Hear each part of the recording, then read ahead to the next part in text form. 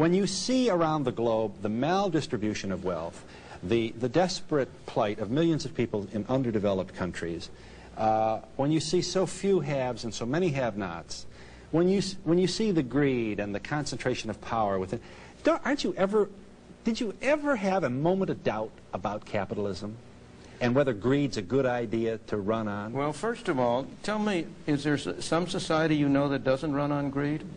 You think Russia doesn't run on greed? You think China doesn't run on greed? What is greed? Of course, none of us are greedy. It's only the other fellow who's greedy. The world runs on individuals pursuing their separate interests.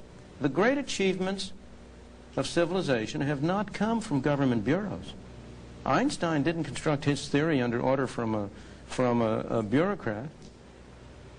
Henry Ford didn't revolutionize the automobile industry that way. In the only cases in which the masses have escaped from the kind of grinding poverty you're talking about, the only cases in recorded history are where they have had capitalism and largely free trade. If you want to know where the masses are worst off, it's exactly in the kinds of societies that depart from that.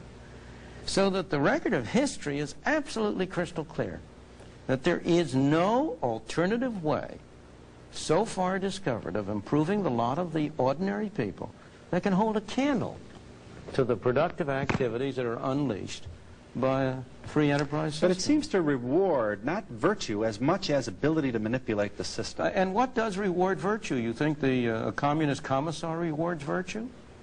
You think a Hitler rewards virtue? You think, excuse me, if you'll pardon me, do you think American presidents reward virtue? Do they choose their appointees on the basis of the virtue of the people appointed or on the basis of their political clout? Is it really true that political self-interest is nobler somehow than economic self-interest? You know, I think you're taking a lot of things for granted. And just tell me where in the world you find these angels who are going to organize society for us. Well, I don't even trust you to do that.